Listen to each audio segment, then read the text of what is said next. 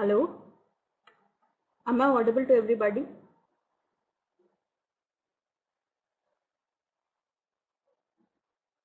Good evening. Welcome to class.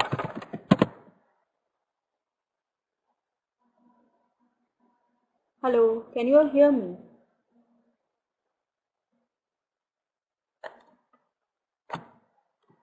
Good evening, Kelvin, Asya, Abdul Salam and Prabha.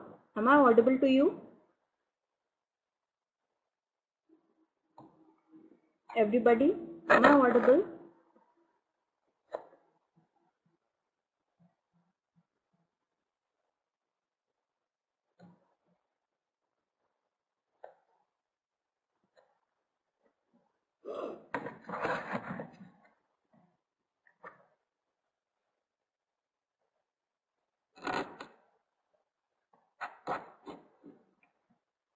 Hello.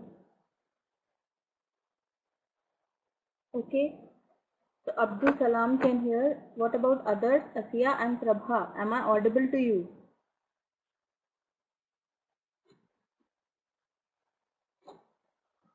Asya and Prabha, can you hear me?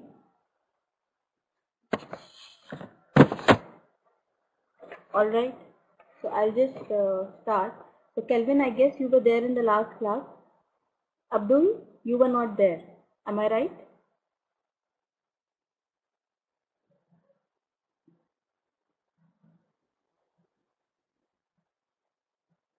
Hello? Why am I not getting any response? Am I not audible? Or there's some other problem?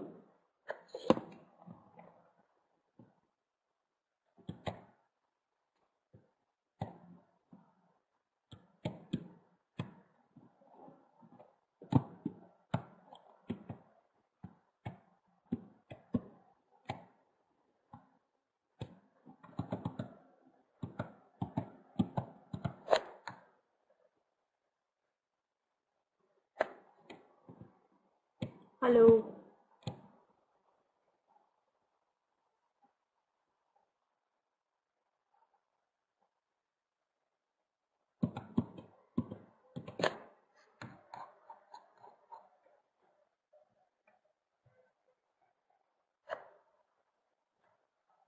Okay. Now it's fine. Alright. So today we are going to study about factor pricing. Okay. In the last class we discussed about product pricing. Like how is the product pricing done? How do we price a product? Now today we will be discussing about factor pricing. How are the factors priced? Now what are factors? What is the meaning of the factor over here? With reference to production, what does factor mean?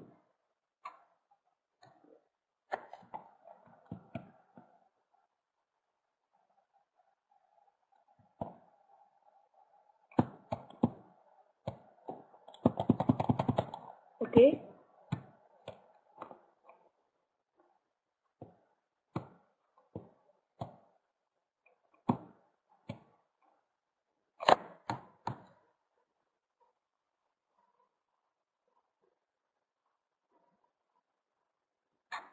Element method. No, actually the factor over here means the factor of production. Okay. So how many factors of production are there? There are how many? 2, 3, 4, 5. How many? Prabha, how many factors of production are there that are used? Okay, Kelvin, that's correct. There are 4 factors of production. So can you just name them?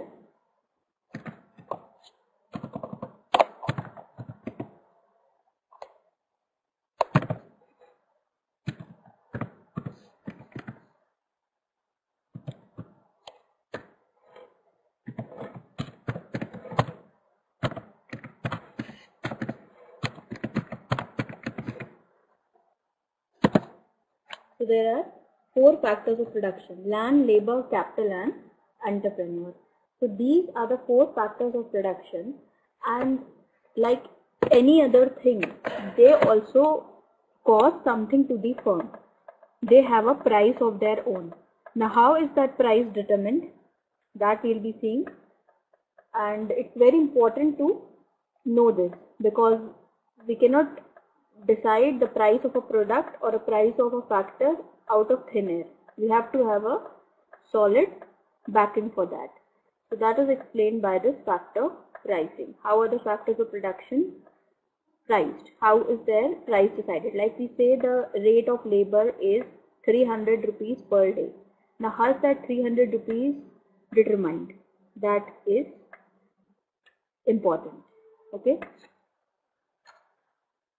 We will be procuring capital at the prevailing market rate. Now suppose the market rate is 9.5%. So how is that 9.5% coming? That we have to decide and discuss. So factor pricing is very much, we are talking about a competitive market. Alright, competitive market is where there is a lot of competition. Means more of product and or rather we can say large number of buyers and large number of sellers. Both are in abundance. So factor pricing is very similar to the commodity pricing. 1 minute. Like as the price of a commodity is determined, we determine the price of a commodity on the basis of the demand and supply. The point at which the demand and supply is equal, that is the price for the commodity. Similarly, for factors also same approach is followed. So the inputs that are used in production are known as factors of production. So land, labor and capital are the factors that are purchased and sold in the market. This is simple. So for the simplicity we explain market for labor. However, the theory is for all productive factors. Alright, it is equally applicable to land, capital and entrepreneur, but we will be discussing with reference to labor. Now why is it so? Why are we discussing with reference to labor only? Why cannot we discuss with regard to the other factors of production?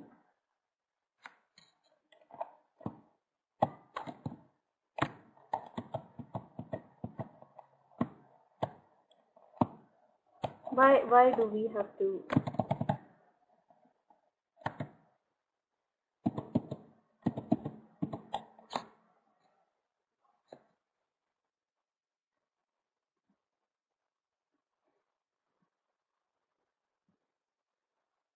Hello?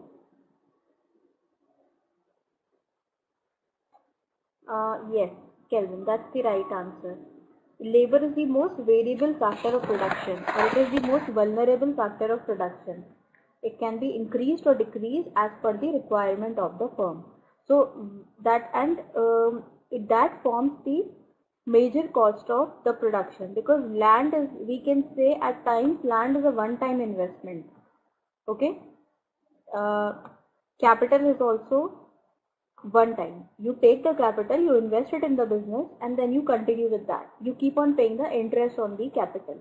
But labor is something that keeps on varies in every season. In every season, in every new phase, there is a separate labor approach. So that's the most vulnerable factor. So we'll be discussing labor pricing.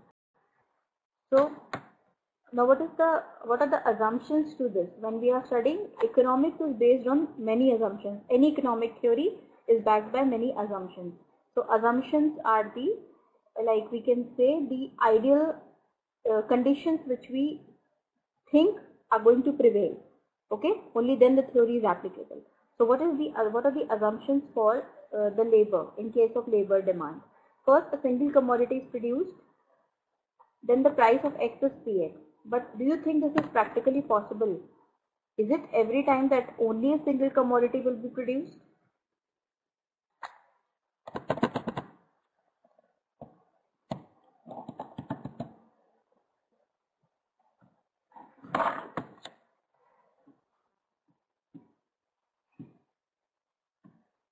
No, that's not true. Then the goal of the firm is profit maximization. That is true to some extent. Labor market is perfectly competitive. Hence, in the given wage rate, market supply curve is horizontal. Now, what is the meaning of horizontal?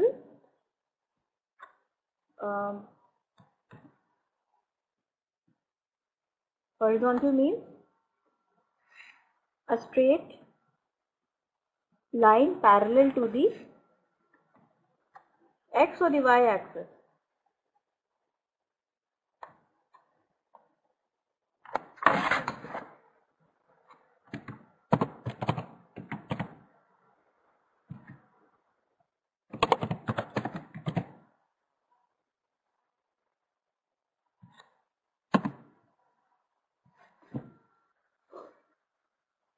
Just 1 minute, I'm drinking water. Just a second.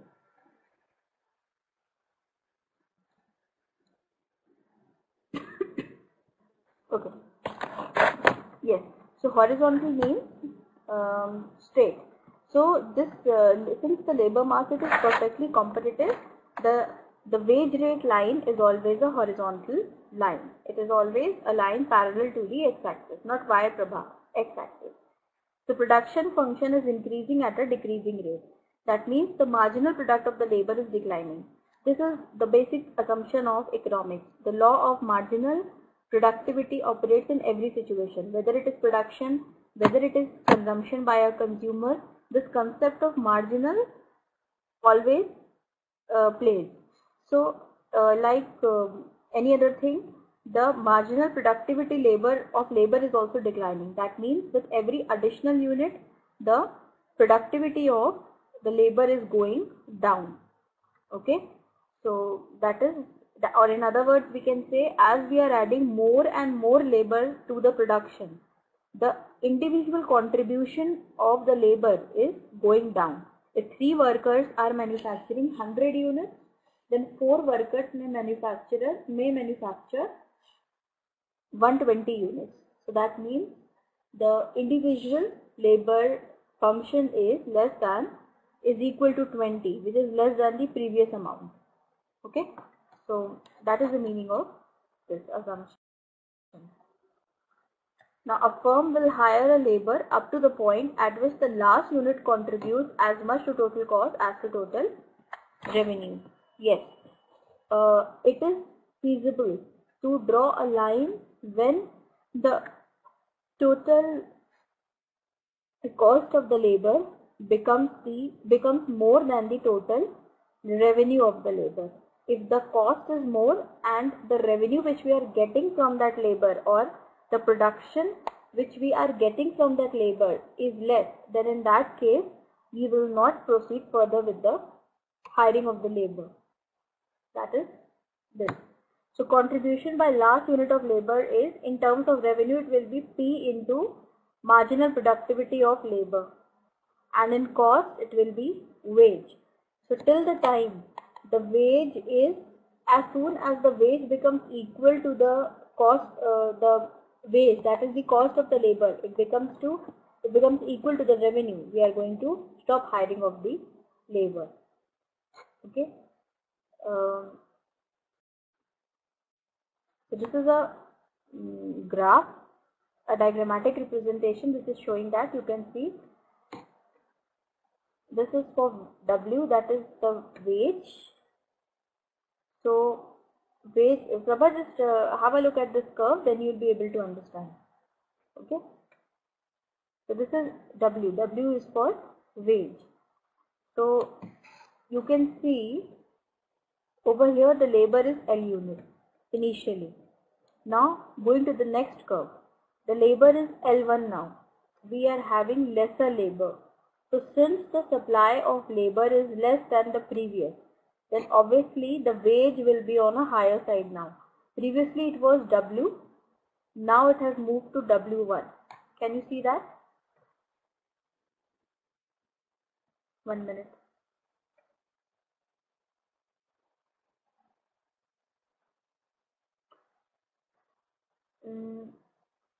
Yes. Now, can you see that the labor supply has decreased and the the cost has increased. The wage has gone to W1 because now the supply of labor is less than its demand. Then next, labor has increased to L2, means the supply is now more than what is actually needed. From L to L2, now the wages will go down from W to W2. So this is the basic of basic concept of the determination of the labor cost. It is very similar to as in the case of any other product in the market. More the supply, lesser will be the price. Less will be the supply for the product, more will be its price. So same concept applies over here also. Okay, so if we make a plotting of this graph, it will turn out to be like this. As it is looking in this graph, it will be something like this. Alright.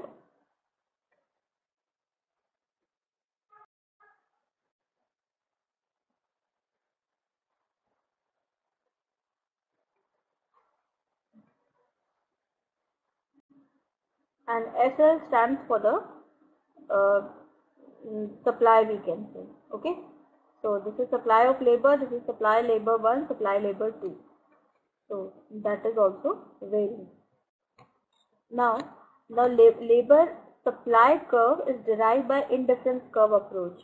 You remember the indifference curve approach? What was that?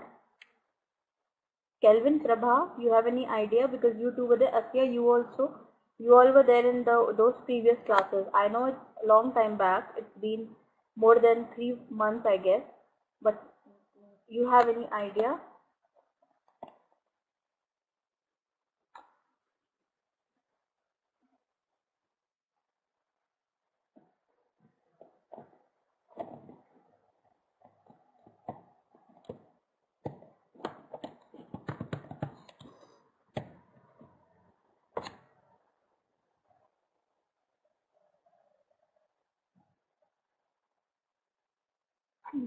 No. Okay. So indifference curve approach was that concept in which we studied about the different choices which are available to a consumer. When a consumer goes to the market, then he has got lots of options available with him. He can buy 2 apples and 5 bananas, or 3 apples, 2 bananas, 1 apple, 7 bananas. He can vary the combinations of the products, but he is restricted by his budget. He has a budget line. You remember? Prabha, Kelvin, Asya, Abdul, you didn't attend that class, so I'm not asking you. So there was a budget line and he was restrained by the budget. He has to do his spendings in that budget only. Like if he has a budget of 10 rupees, he has to spend in that 10 rupees only. All the combinations should lie in that margin of 10 rupees. Alright, that was the concept of indifference curve. And it is called indifference because the consumer is indifferent with regard to the satisfaction which he is getting from all the combinations. Means he is getting the same amount of satisfaction from every combination which he is opting for. That is why it is called indifference curve. He is indifferent at the point of satisfaction. Okay. Now you remember. So over here also, like if you talk about a firm, the firm is also restricted by a budget. Then moreover, a labor is indifferent towards the work he is getting. Okay, he is not concerned with what work, where he has to work. He has to work, so he has to work and get the money. So he is indifferent in that regard. And the basic concept is that the producer is bound by a budget. His budget is not unlimited. So he has to set his parameters accordingly. So we can see this is a money income. So we have Y0 as one curve and Y1 as the other curve. So this is the indifference curve. You remember there was a budget line. So this is the budget line. This is like budget line. Y0 and Y1. Y0Z and Y1Z is the budget line for the manufacturer. And this is the combination of labor which he can take. This is the second combination of labor which he can take. So if he goes for this combination, he is at equilibrium at this point. If he goes for the second one, he is at equilibrium at this point. So this is the point for equilibrium for the producer, and this is the ideal point for him. He will go for this one only.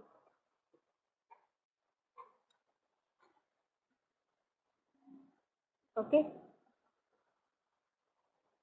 So what we get from that is the supply line for the labor, and initially when the supply is when we are using OA units of labor, or rather ZA units, we are paying W1 as the wage.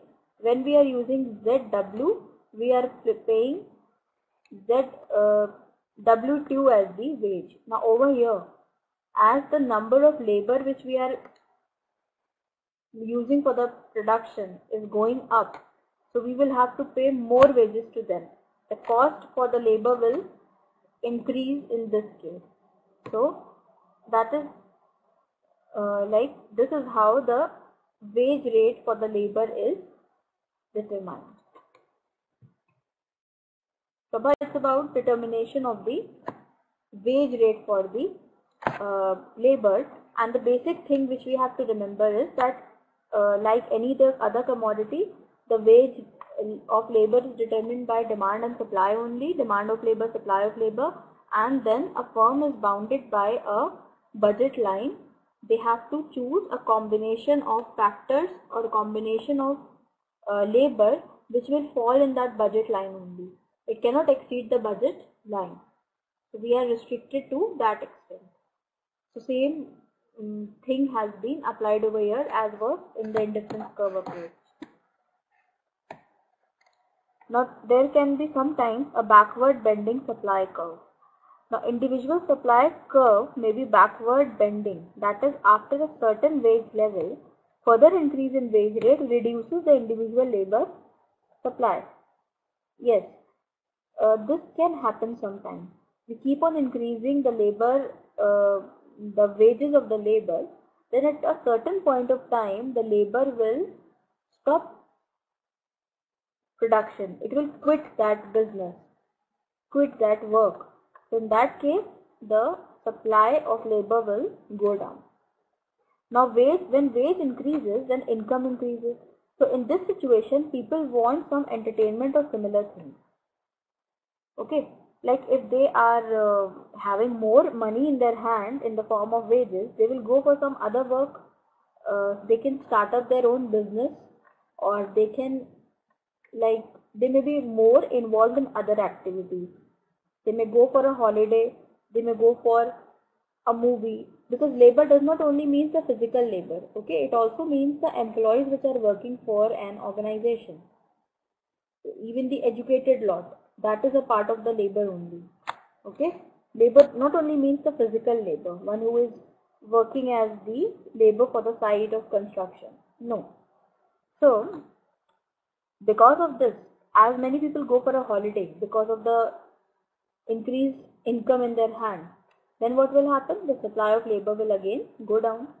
So this is something that is related to the human psychology. So in this case, we can come to this type of a curve.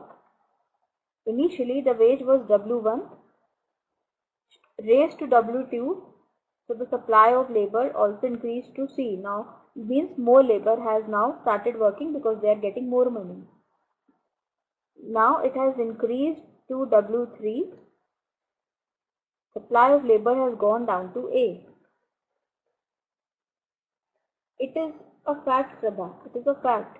This is human nature. When you have more money in your hand, you find out more ways to spend it. Then what happens? People take holidays from the offices. They take off. They want to enjoy. So that is all. Okay.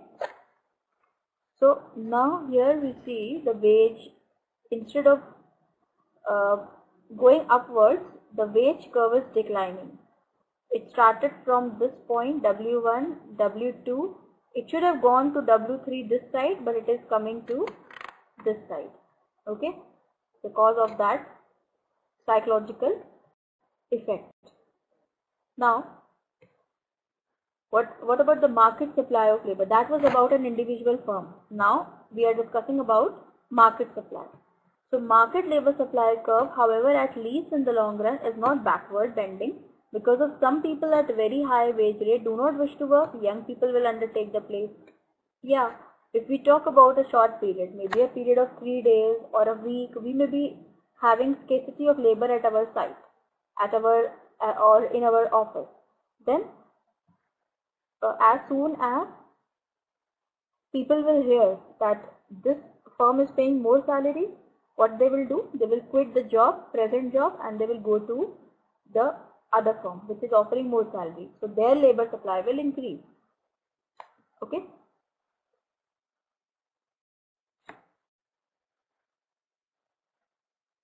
Now, determination of the wage rate.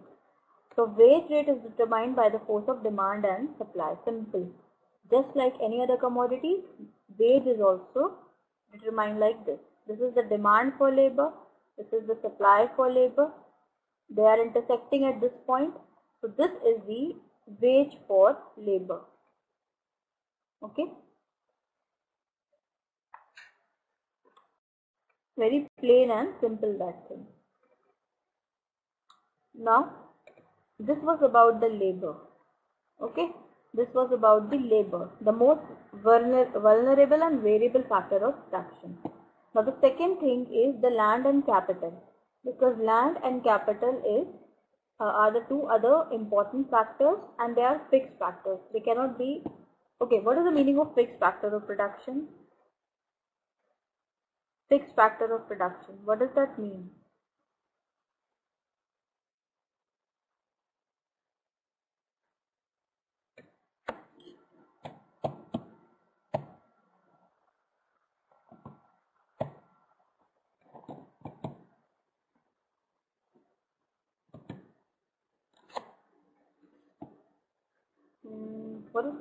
What is the meaning of that?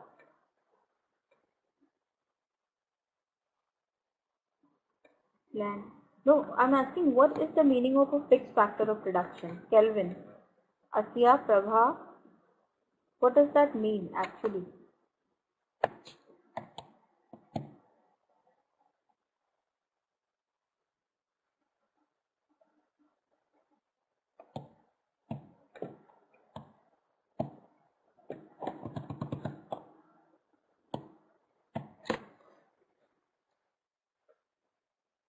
That actually means, yes, it does not change.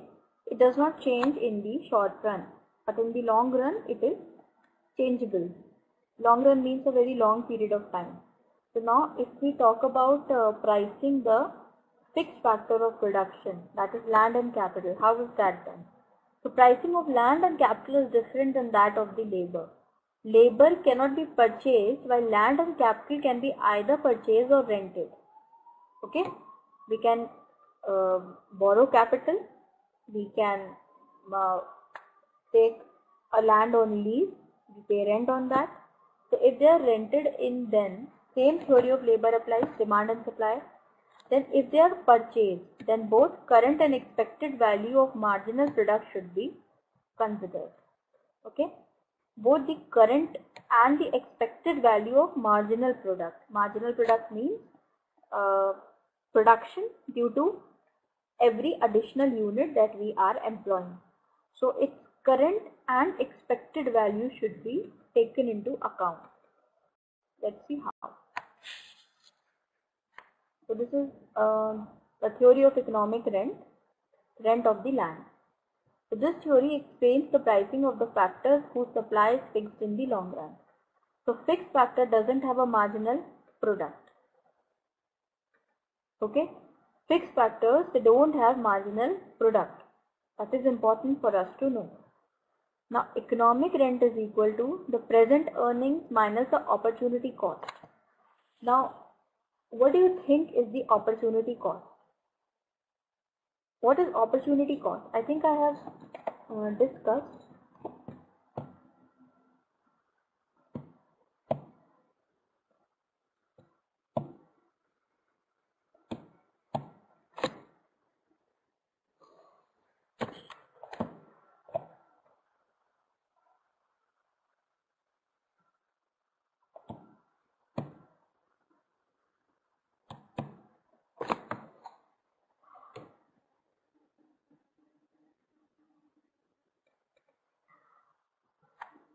foregone alternative. Yes, Kelvin, that is the right answer.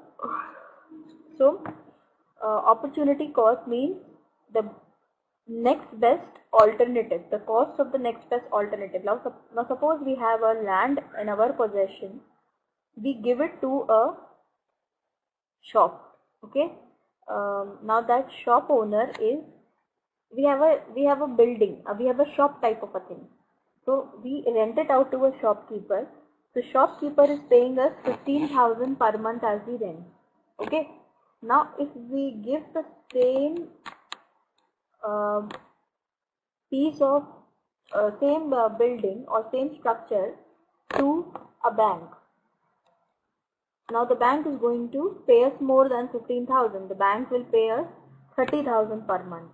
So in this case, we are giving it to the shopkeeper. So he is giving us 15,000, and if we give it to the bank, we are going to get 30,000. So that minus 15,000 is the economic rent over here. Okay, but normally we don't do that. This is just a hypothetical example which I am giving to you. Actually, it is not going to happen. No one is going to give the property at half of the value, half rented value. No one will do that. So that is the meaning of the economic rent. Now how is this theory determined? How it goes? Let's see. The present income of land is 1,000. Okay. Sorry. What? Just a second. Yeah, it's 1,000 for every piece of land.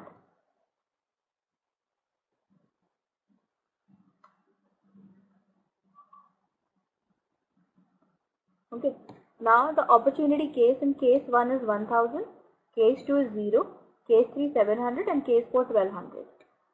So what is rent? It's surplus over the opportunity cost. So in first case it's 0, 1,000 minus 1,000, 1,000 minus 0, it's 1,000, 1,000 minus 700, 300, 1,000 minus 1200 minus 200. Is it clear? Everybody?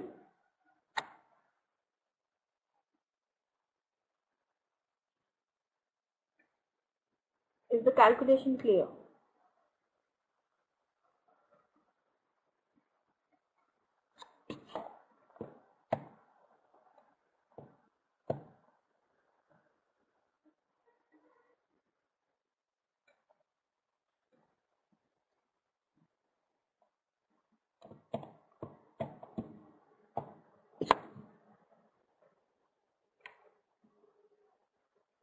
Okay. Now, theory of the economic rent, if we plot it on a graph paper, what we are going to get is a diagram like this. This is the supply for land. This is the demand for land. This E is the point of equilibrium. Now, let's see. Total earning is area OBEF. OBEF. This is our total earning at present. That is, it means we are plotting 1,000 over here at this point B. Now opportunity cost is OCENF.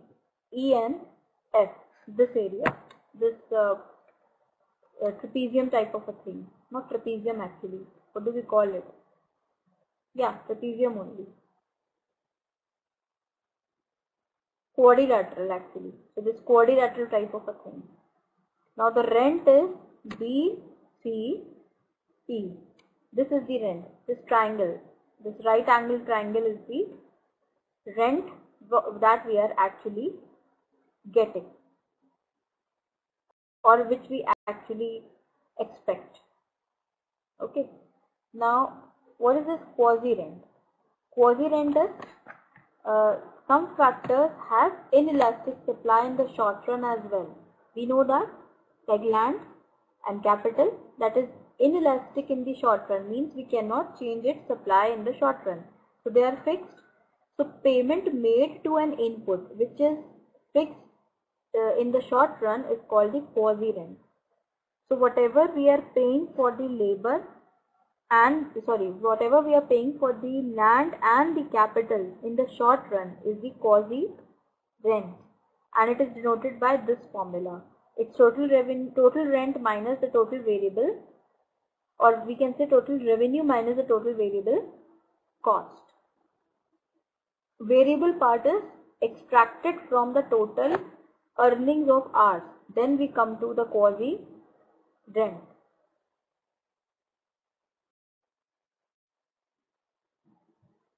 Now here is a diagrammatic representation of the same.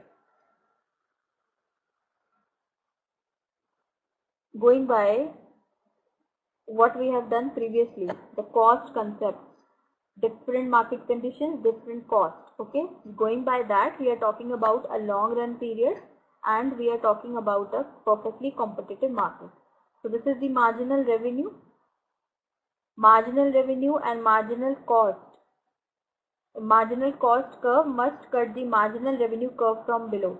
So this E is the point of equilibrium. Going by that funda, this is the total cost, this is the average variable cost.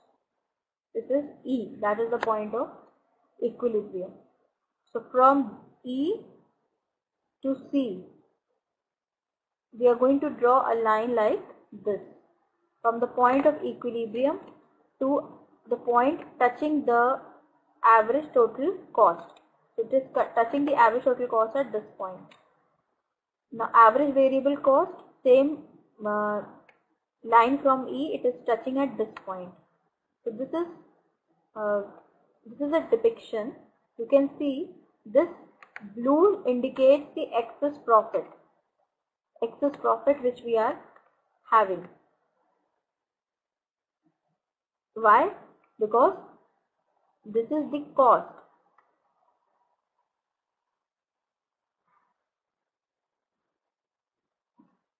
Because at this point the cost is below the revenue line. You see, this is the revenue line and this is the cost line. It is below it, isn't it? It's below it. It's at this point. So this is the point of this is the area of profit which we are getting, excess profit. Now this is the quasi rent. These two indicate the quasi rent. They together. Quasi rent means what we are paying in the short run for those fixed factors of production. That is shown by this area, the cost of those factors of production in the short run. So this is quasi rent, and this is the total fixed cost. Yes, this is the fixed cost, because you can see it's become too much exercise.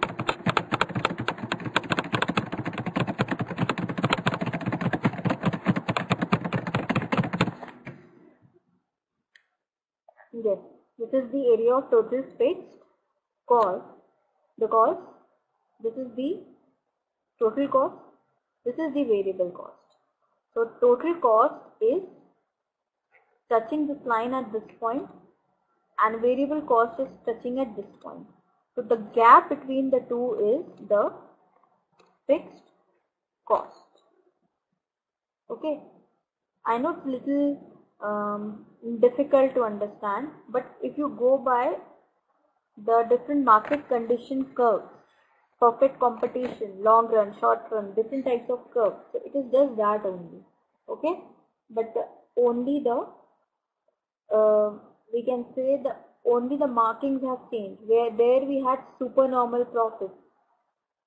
Remember, supernormal profit, loss. So same thing is there, but the name is different.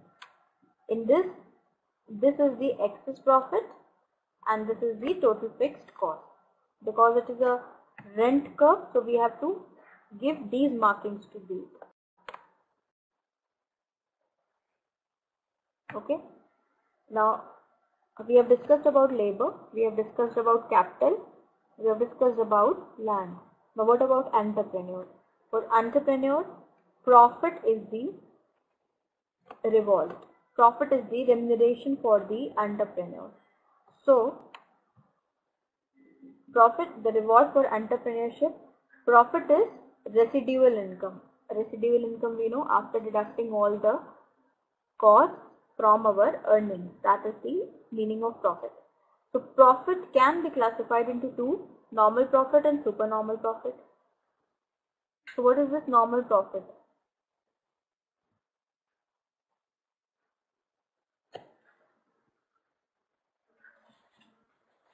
Normal profit is obtained in perfectly competitive market, at least in the long run. We know in the long run every firm is going to make the normal profit only. Why is it so?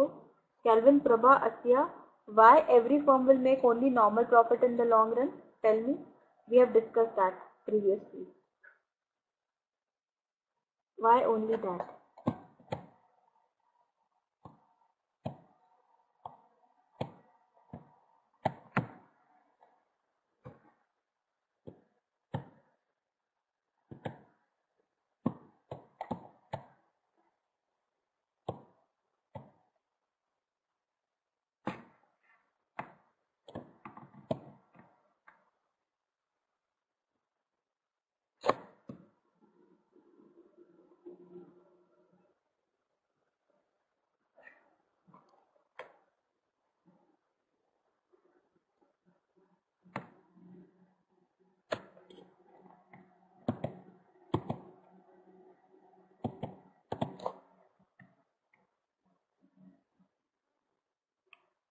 All factors of it. No. That is not the reason, because when we are talking about a long run, so in the short run, suppose the firm is making supernormal profit, then what will happen? That extra profit which every firm is earning will attract more firms into the market, since it is perfectly competitive market. There is no restriction on the entry and exit of firms. So more firms are going to enter the market, and more producers, more sellers will be there. Because of the increased sellers, the extra profit which some firms were enjoying will now be distributed over all of them. That is why only normal profits can be made. So supernormal profit, losses, everything, that is just a phenomena of the short run. These things cannot happen in the long run. Okay, so what about if a firm is making loss in the short run? What will happen? When the firm is making a loss in the short run, then because of that loss, what will happen is many of the firms will leave the market. Because of the firms leaving the market,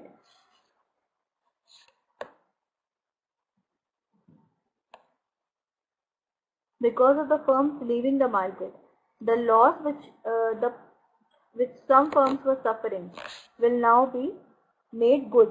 What will happen when some firms will exit the market? The supply will decrease. So because of the decrease in supply, the profit share of, or the market share of every firm will increase. Because of that, the firms will make normal profits only. So supernormal profit is the outcome of risk-taking behavior, imperfect market, and innovation.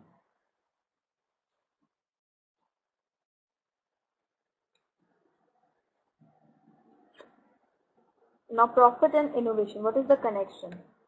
Innovation is use of new machine, finding new source of raw material, new market, new technique, anything that is new or introduced for the first time. So innovation reduces the cost and increases the profit. So innovation means more profit, and when there is more profit, again there will be innovation, because a capitalist will have money. Because he is earning profit, he has money in hand, he can invest it for further innovation, for further new things. Okay, so profits are caused by innovation and disappear by imitation.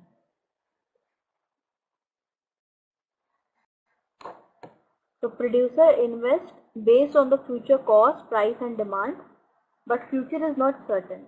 There is a risk. So one receives profit if he or she is able to predict future correctly. So hence profit is the reward for taking the risk. Alright. when we are willing to take the risk, only then we can expect profits from the business. Yes, Prabha? Yeah, I'm waiting. Any problem you have?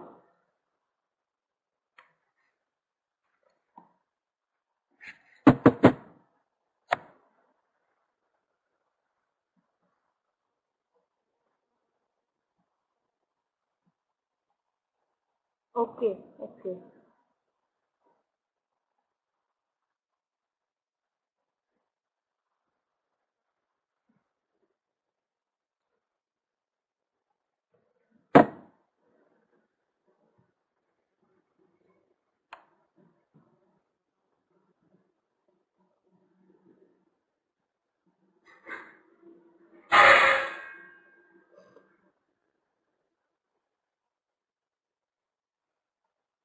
Okay. Now, profit and imperfect market. This was about the perfect market. Now, imperfect market is, in this type of market, it consists more of risk since there is no perfect information. In perfectly competitive market, there is perfect information. So, there is no supernormal profit. So, in imperfect market, there is supernormal profit. So, imperfect market is when we have, it can either be a monopolistic market or it can be imperfectly competitive, in which there are few buyers and few sellers, and in monopolistic there is no.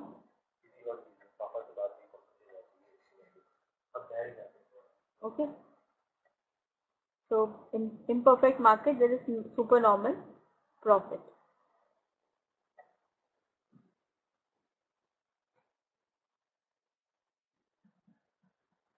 Because the risk is more in case of an imperfect market, so there is more of profit in the supernormal market. Profit is revenue minus implicit cost minus explicit cost, and accounting profit is revenue minus explicit cost. Explicit cost means those which are expressed, like rent, wages, salary of employees, cost of raw material, everything. That all deducted from the revenue will give the accounting profit. And if I talk about economic profit, it's revenue minus implicit cost minus explicit cost. Implicit are the hidden costs. Okay, so hidden cost should also be deducted when we are talking about economic profits.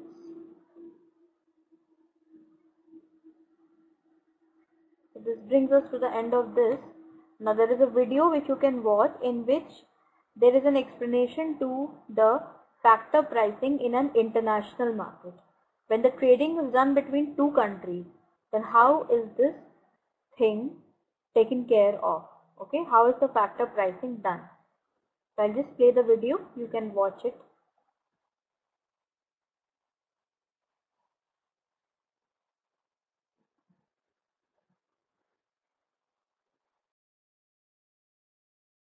What happens to factor prices when countries trade? I'm going to explain this with an example that I have used in the previous video on factor prices and factor endowments. There were two countries in that video, US and Mexico. The US was a capital abundant country, Mexico labor abundant, and as a result, explained in that video, wages were high in the US compared to wages in Mexico, and the real interest on capital was higher in Mexico than in the US. Now this was before the countries engaged in any kind of trade.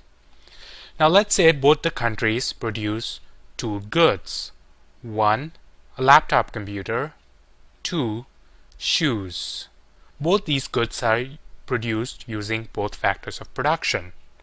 To produce a laptop, you need a little bit of labor but a lot of capital.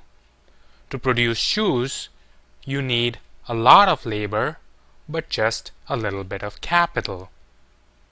Now notice that you require more capital per worker in the production of laptops than you do in the production of shoes. So by definition, laptop is the capital intensive good. Inversely, you require more labor per unit of capital in the production of shoes than you require in the production of laptops. Therefore, shoes are a labor intensive good. Now what would happen if the two countries opened up to free trade with each other? According to the Heckscher-Ohlin model, the capital abundant country US would export the capital intensive good laptops, and it would import the labor intensive good shoes. Similarly, Mexico, the labor abundant country, will export the labor intensive good and import the capital intensive good. Now how is this trade going to affect factor prices, that is, wages and real interest on capital? Now let's talk about the US first. In the US, laptop production is going to go up while shoe production is going to fall. Now, as laptop production goes up, it's going to increase the demand for labor. But because laptop uses only a little bit of labor, the demand for labor is going to go up only a little bit. On the other hand, as shoe production falls, it's going to free up, it's going to release, it's going to supply into the economy a lot of labor because shoes were using a lot of labor. So as a result of international trade, there's going to be a little bit of increase in the demand for workers, but there's going to be a lot of increase in the supply of workers. Now what happens when the demand increases a little bit, but the supply increases by a whole lot more? Well, the prices fall, and in this case, the price is the price of labor, and that is wages. So in the United States, as a result, wages are going to fall. What's going to happen in the capital factor market? Now, as the production of laptop goes up, the demand for capital is going to go up by quite a bit because laptops are a capital intensive good. As shoe production falls, the shoe industry is going to be freeing up capital to be used into the laptop industry, but the amount that is being freed up, the amount that is being supplied, is going to go up by only a tiny bit because shoes were using only a little bit of capital to begin with. So there is a great increase in the demand for capital, but there is only a small increase in the supply of capital. So what happens when demand increases a lot more than supply of something? Well, then the price of that goes up, and in this case the price of capital is nothing but the real interest rate. So in the US, the real interest rate is going to go up. What's going to happen in Mexico? Now in Mexico, notice the opposite is happening. The shoe industry is expanding while the laptop industry is contracting. As the shoe industry expands, the demand for workers is going to go up by quite a bit because shoes require a lot of labor to produce. On the other hand, the laptop industry in Mexico, which is shrinking, is going to be releasing only a little bit of labor. So the demand for labor is going up quite a bit. The supply of labor is going up only a little bit. So what happens to wages of workers in Mexico? As you guessed it, the wages of workers in Mexico will be going up. What will happen to the real interest on capital in Mexico? Let's see. As the shoe industry expands, it's going to increase the demand for capital, but only a little bit. On the other hand, the shrinking laptop industry is going to be releasing a lot of capital. It's going to be increasing the supply of capital into the economy quite a bit. So what will happen to the price of capital in the economy? Well, demand increases a little bit, supply increases a whole lot, so that means the price of capital will fall. In other words, the real interest rate in Mexico will fall. Now recall that the wages in the US were higher than wages in Mexico. If now, after trade, wages in US are falling and wages in Mexico are rising, it means that the gap between the wages in US and Mexico will become smaller over time. Similarly, the gap between the real interest rate in the US and Mexico will also become smaller. And if there is complete free trade, there is very little or none transportation cost, then free trade will actually eliminate the gap between wages in US and Mexico and the gap between the real interest rate in US and Mexico. So what we are going to have is equality in wages in US and Mexico. Same with the interest rate. Now this prediction that international trade equalizes factor prices in the two countries is known as the factor price equalization theorem. Okay, so this is a pretty startling and a very important prediction that is made by theory. So once again, let's recap what factor price equalization is. It says that when two countries engage in trade, the trade increases the return on a country's relatively abundant factor.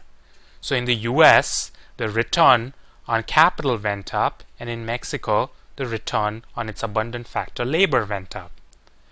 But international trade decreases the return for the country's relatively scarce factor. In the US, the relatively scarce factor was labor, and so the wages of labor fell, and in Mexico, the relatively scarce factor was capital, and so the return to capital fell. And as a result of these changes, the prices of factors of production will equalize across countries.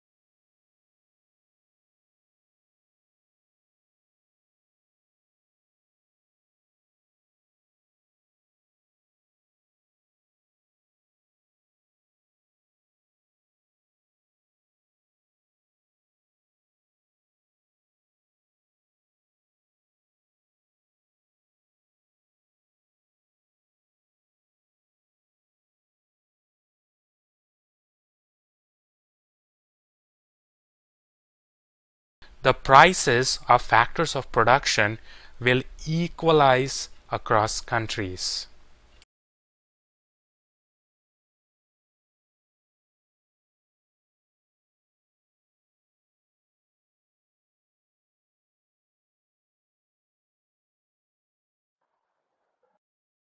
Okay. This brings us to the end of that video and end of the class as well. So thanks for your time, everybody. Have a great week ahead and take good care of yourself. I hope the video was good. It was interesting, something extraordinary. So we'll meet in the next class.